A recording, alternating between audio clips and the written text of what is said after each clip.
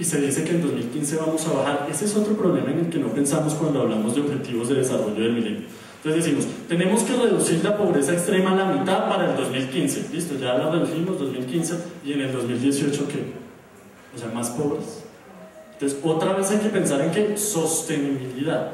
¿Cómo hacemos para adoptar verdaderas políticas? No que me logren unas metas a 2015, no. A 2015 solo estos objetivos de desarrollo del milenio 2015 lo que buscan son mínimos adecuados para mejorar la vida en este planeta. Pero el reto viene después. Y de eso no hemos hablado mucho. Yo espero que aquí, que es la academia, empecemos a hablar de eso.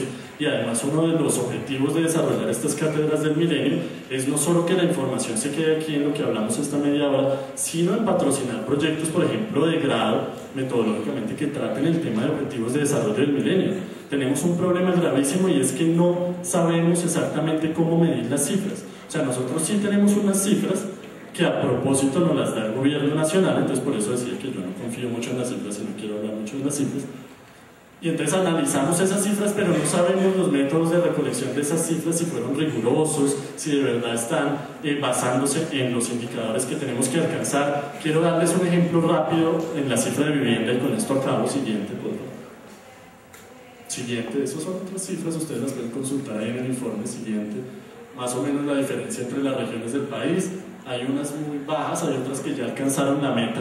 Entonces, cuando uno habla de meta nacional, acuérdense que los porcentajes de esas 4 ciudades que concentran el mayor número de población del país jalan al porcentaje nacional. Entonces uno dice, sí, en el país ya alcanzamos la meta, sí, pero más o menos el 70% de los departamentos están muy por debajo de alcanzarla, sino que como el promedio nacional fue jalonado, entonces bueno, otro problema con las cifras.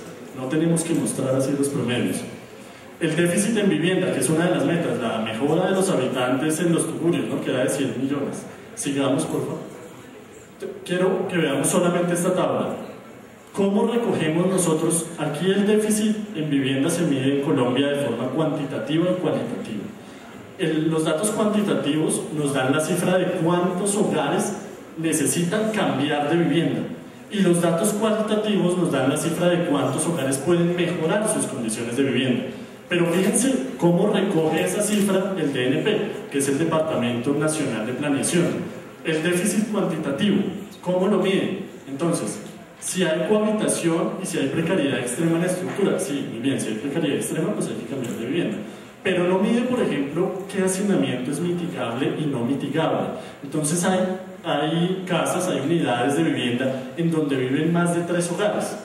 Entonces dicen, bueno, pues sí, hay cohabitación media y la estructura está buena, eso no es déficit de vivienda. Sí, eso sí es déficit de vivienda, porque es que 3 hogares viviendo en una casa ya es un hacinamiento no mitigable. Lo que les hablaba hace poco de por qué el ser humano tiene que pensar en grises, por qué tiene que utilizar esa lógica difusa para evaluar las cifras. Ahí lo vemos otra vez. Entonces el DNP sale con sus encuestas, no, estamos súper bien, no, estamos súper mal porque en esa estructura que sí está buena están viviendo 4 hogares. Entonces imagínense la calidad de vida de esos 4 hogares. Y ahora peor pasa con el déficit cualitativo.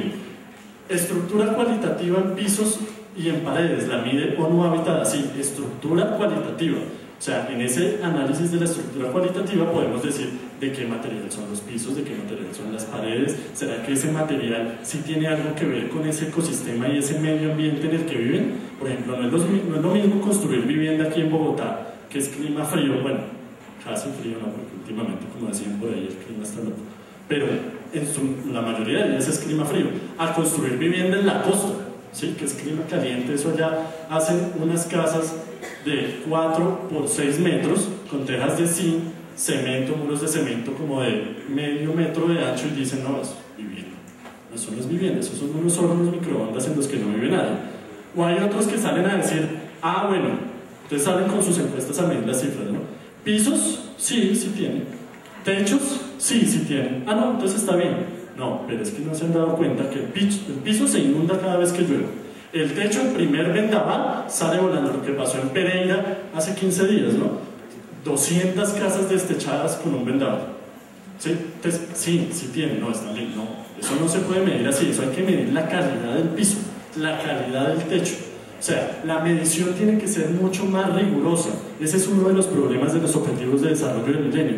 Hay mediciones, pero no son tan rigurosas. O sea que esas cifras que hemos alcanzado de pronto no las hemos alcanzado, y eso lo advierte el secretario general en su último informe, en cómo van los objetivos de desarrollo del milenio en 2012, y saca una nota al pie de página gigante que dice: tenemos que mejorar en la forma de medir nuestros resultados.